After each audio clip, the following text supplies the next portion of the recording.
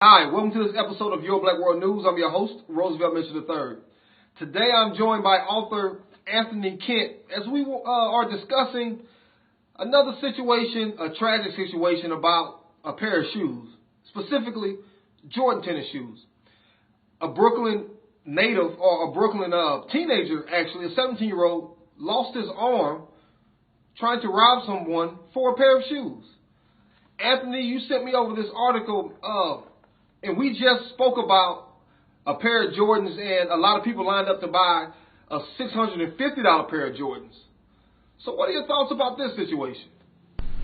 Well, after watching the video, I thought it was definitely a horrific situation. So basically, you have a 17-year-old who places a particular value on a pair of Jordans, and the transaction was supposed to be for $190. So basically, the young man pulled a gun out on the Craigslist guy who was trying to sell him the Jordans.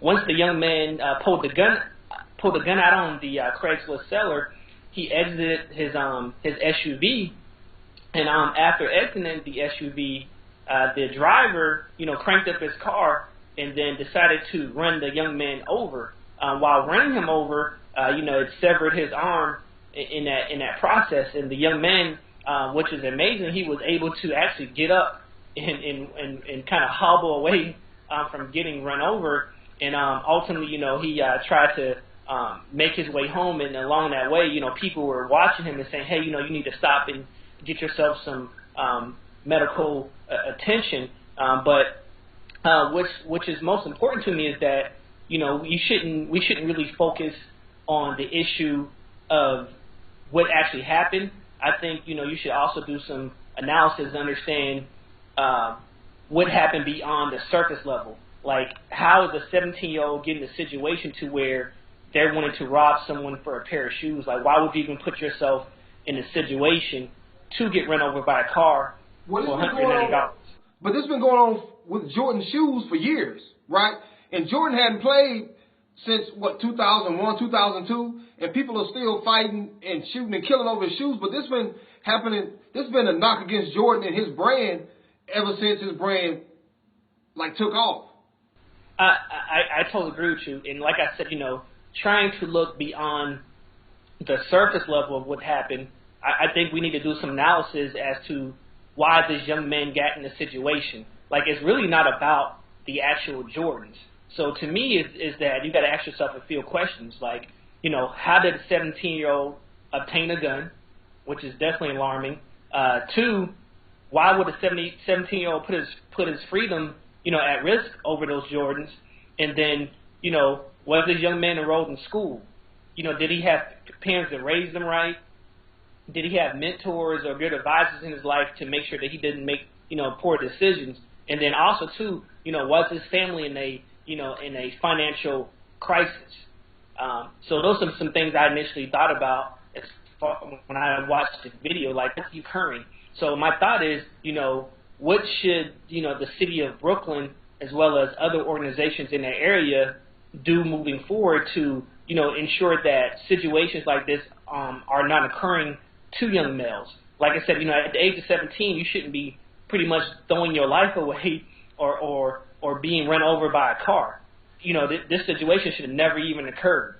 Yeah, in this day and age, for a 17-year-old to have a gun, unfortunately, is not outside the norm, right? It's little, 7 and 8-year-olds, accidentally getting guns and killing each other or siblings and stuff, right? So, unfortunately, again, in this day and age, that's not too outside the norm. For me, just reading it, the impact of the Jordan brand, because I think it is all about the Jordan. It's about the Jordan brand. It's about the status of Jordans. I was just real hurt that a guy had to lose his arm over the Jordan brand, so it makes me want to ask you, what do you think the solution is? Well, my thing is, anytime you see a problem, you definitely want to focus on the root cause. Anytime you're not putting effort behind identifying the root cause, these situations are going to always come up again. So my thing is, we need to, put a lot of time, effort, and money into financial literacy.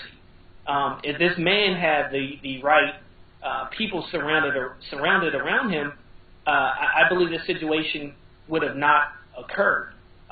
Like I said, at the age of 17, of course, you and I know it's definitely counterproductive to rob someone and lose your arm over Jordans that people put a value of $190 on.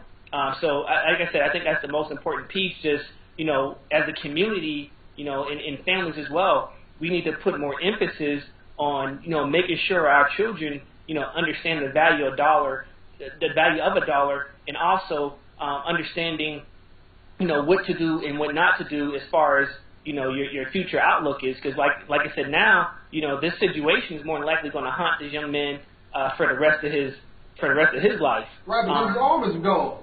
Right, exactly. Correct. And then also the other side of it, a lot of people probably aren't even focusing on. The man ran him over, so he has charges pending against him. But that was never that guy's intention.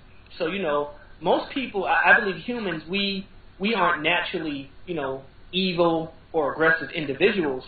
Sometimes I feel that when you're put in a certain situation, that might propel you to act in a different manner. So in this case, when someone pulls a gun out on you, you don't know what you're likely or liable to do. So unfortunately, I don't think that the man who ran him over is an evil person to any extent. It's just a simple fact that he had a gun pulled out on him, and some of those emotions came out. So him running over that young man was kind of like a self-defense mechanism. Of course, some people might think it was a little excessive, but at the same time too, when the gun's pulled out on you, you don't know what you are liable to do at that point in time. So that's the hardest part about that too. So now you have a man who was just trying to sell some Jordans and make money.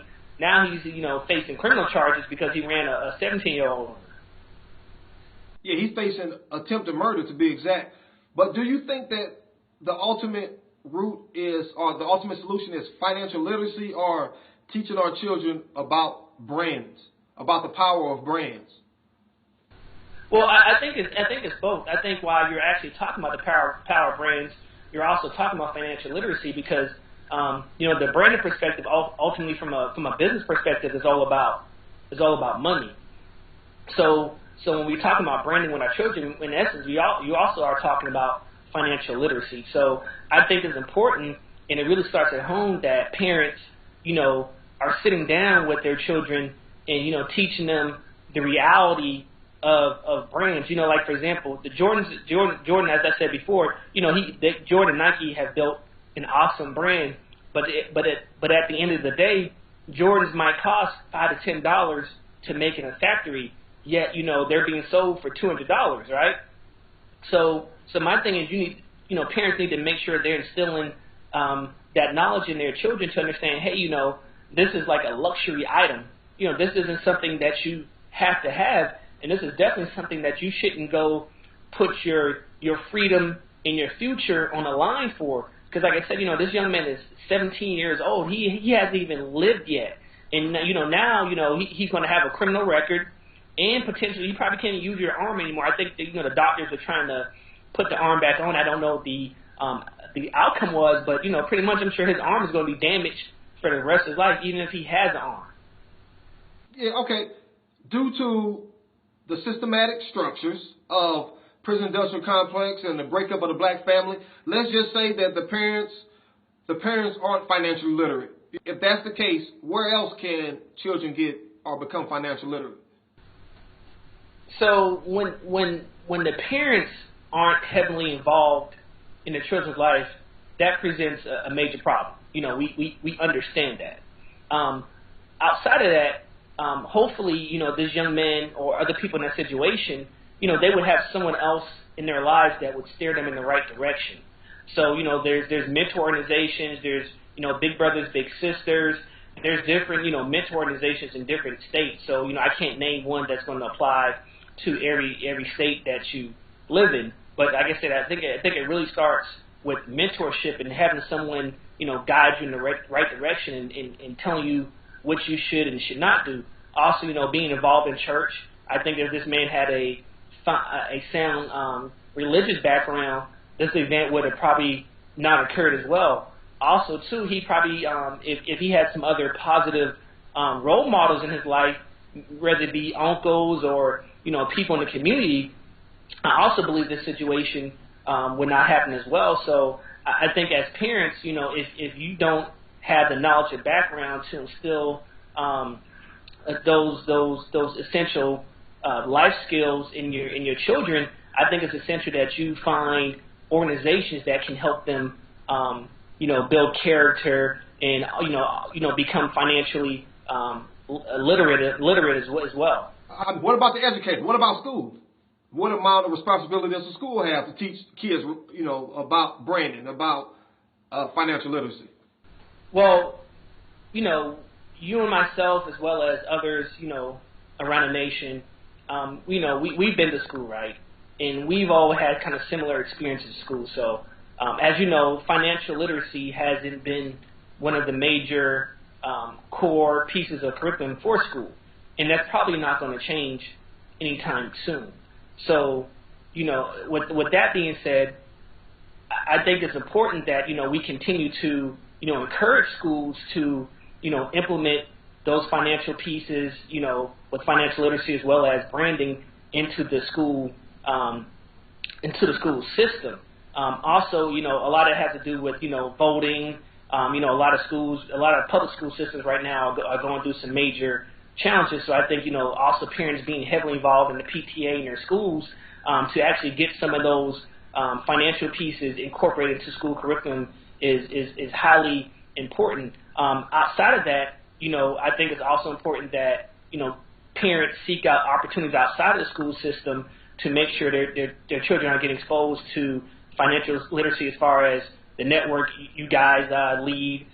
There's also other organizations out there they can get involved into as well. Like I said, based off where you live, there's going to be different, organizations that young adults can get aligned to. So it's, different across the board. It really just starts at home, pretty much, if you don't get that home sound parenting, then it's going to be a major challenge moving forward with any child. So I can't say there's one solution. I think there has to be multiple solutions that ultimately will groom that child and push them in the right direction. Well, thank you so much for your time, Anthony, and I'd like for you to tell the audience how they can reach you or contact you if they have any questions. To learn more about me, you can visit www.theyouthadvisor.com to purchase a book as well. Also, my book is available on Amazon.com as well as Barnes & Nobles. Well, thank you so much, and I hope you all enjoyed this segment of Your Black World News. And until next time, my friends, be blessed and be encouraged.